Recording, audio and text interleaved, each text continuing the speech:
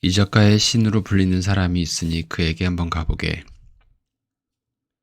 20년 전쯤 샐러리맨을 벗어나 이 작가를 열고 싶다고 생각하던 때 술집을 하고 있던 지인이 내게 이런 어드바이스를 했었다. 하는 가게들마다 성공시키는 이자카야의 신이야. 그 사람으로부터 배우면 반드시 잘 나가는 가게를 만들 수 있어. 당시 27이던 나는 이자카야를 하고 싶다고 생각하면서도 다른 가게를 보러 다니며 연구하거나 어떤 가게를 하면 좋겠다는 것을 구체적으로 생각하고 있지는 않았다. 그러던 차에 얻게 된 정보라 그거 괜찮은데 하고 바로 달려들어서 당시 하라주쿠에 있던 그 이자카야의 신이 하고 있는 가게 중 하나에 가보게 된 것이다. 그리고 나는 깜짝 놀랐다. 가게는 엄청나게 붐비고 있는 데다 손님들은 여자애들만 바글바글. 당시에 나도 젊었기 때문에 여자애가 잔뜩 오는 가게라는 것만으로도 마음이 설레서 멋진데 이런 가게를 하고 싶어 라고 생각했다. 그래서 재빨리 본사 사무실을 찾아가 저 앞으로 이 작가를 해보려고 하는 사람인데요. 여기서 공부 좀 하게 해주세요 라고 했다. 내 면접을 본 사람은 사무실뿐만 아니라 가게 사람 모두로부터 아버지라 불리고 있었다. 그렇다. 사장인 우누 다카시였다. 그는 오는 사람 막지 않는 타입이라 내 이야기를 모두 듣고는 그래 한번 해보면 되지 뭐 라고만 했다. 그리고 바로 입사. 전에 하던 일을 그만둔 이후에 약간의 돈을 모아두긴 했지만 가게를 열기에는 역부족이었고 나는 그곳에서 독립 자금을 모으기 위해 죽을 둥 살 둥 열심히 노력했다.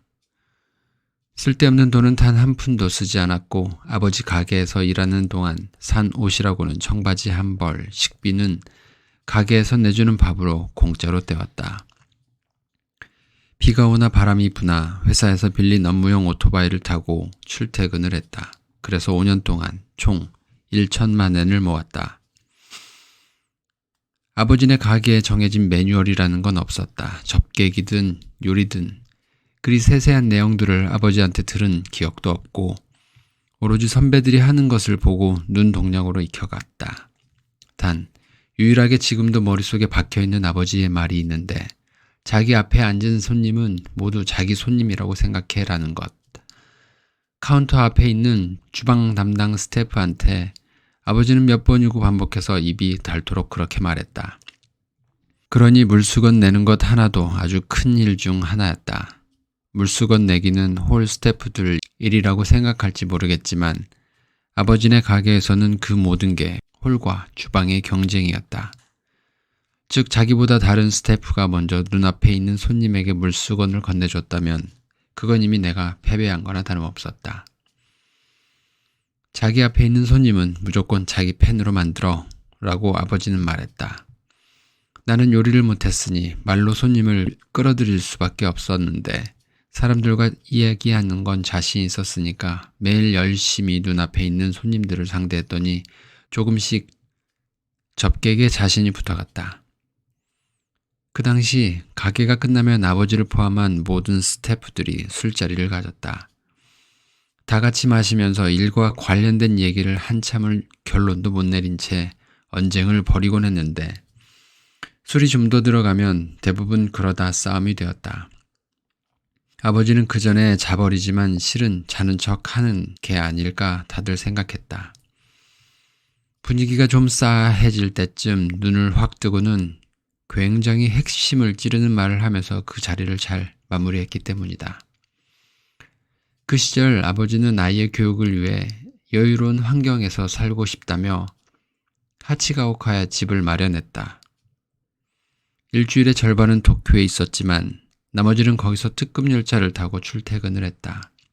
부지가 600평가량 되는 집으로 안채 외에 복도로 연결된 통나무 집이 있었는데 거기는 사원들의 아지트였다. 아버지가 도쿄에 없을 때는 영업이 끝나는 대로 차로 고속도로를 내달려 새벽 2시에서 3시 사이에 그곳에 도착했다. 그리고 통나무집 문을 열면 아버지가 수고했어 라고 쓴 종이가 놓여 있고 우리는 사이드보드에 놓인 소주나 위스키를 마구 마셔댔다. 아침에 눈을 뜨면 아침밥 먹어야지라며 아버지가 우리를 부르러 왔고 우린 안채의 넓은 테라스에서 눈앞에 펼쳐진 대자연을 즐기며 아침밥을 먹었다. 마치 영화나 드라마에서 나올 법한 말도 안 되는 생활이었다. 세상에는 말로 꿈꾸는 것의 중요함을 이야기하는 경영자들이 많다. 하지만 아버지는 결코 입으로 꿈을 꾸라고 하지 않았다. 대신 너희들도 열심히 하면 이런 생활을 누릴 수 있어라고 누구라도 동경할 만한 생활을 실제로 눈앞에 보여주었다. 그것은 100마디 말보다 훨씬 엄청난 임팩트였다. 아버지는 현실에서 그 모습을 그대로 이룬 꿈을 보여주었다. 그랬기 때문에 우리들의 마음속 깊은 곳에서도 이런 생활을 하고 싶다는 희망이 일었고 그것은 우리가 열심히 일할 수 있는 원동력이 되었다. 나는 3년째 되던 해 점장을 맡았고 5년째 되던 32살에 독립했다. 점장이 그만두면 접객이나 요리에 반드시 변화가 생기기 때문에 가게에 있어서는 엄청난 손해였다. 그래서 그만둘 때 말을 꺼내기가 참 힘들었지만 아버지에게 독립하고 싶다고 했더니 그는 느긋한 태도로 좋은 일이야. 정말 잘 됐어 라며 기분 좋게 보내주었다. 하지만 막상 직접 가게를 가져보니 어안이 벙벙했다. 그때까지 꽤 자신도 있었고 점장으로서도 잘 해왔다고 생각했는데 나 혼자가 되니 머릿속이 새하얘지는 것이었다. 역 근처에서부터 주택가가 넓게 퍼져있는 니시 오기쿠보에 가게를 냈는데 매일매일 객석은 텅 비었고 어떻게 해야 좋을지 몰라 머리를 싸매다 고작 아파트 우편함에 전단지를 넣거나 역 앞에서 유인물을 나눠주곤 했다. 손님이 없던 내 가게에 아버지는 이따금씩 술을 마시러 와줬다. 그러고는 요리가 어떻다는 둥 가게가 어떻다는 둥 잔뜩 불평하다가 심할 때는 이런 한가한 가게는 혼자로도 충분해라며 한 명 더 있던 직원에게 가게를 맡기고 나를 가게에서 데리고 나왔다. 그리고 스낵바나 다른 가게들을 여기저기 데리고 다니면서 설교했다.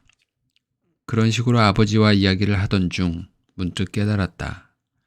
가게는 일단 손님을 어떻게 끌고 올까가 중요한 게 아니라 가게가 어떻게 계속 돌아가게 만들까, 즉 한 번 온 손님을 어떻게 하면 계속해서 다시 오게 만들까가 중요하다는 것을. 손님이 찾아와도 그가 다시 와주지 않는다면 영원히 새로운 손님을 개척하지 않으면 안 된다. 하지만 손님을 기쁘게 해주고 즐거운 기분으로 돌아가게 한다면 다시 오고 싶어질 것이다. 그게 중요하다. 난 그때까지 손님을 불러 모으는 것만 생각하고 있었지 손님이 우리 가게에서 기분 좋게 있다 돌아가게 만드는 것은 생각하지 못했다. 그거야말로 내가 지금 꼭 해야만 하는 일이라는 걸 깨달은 것이다.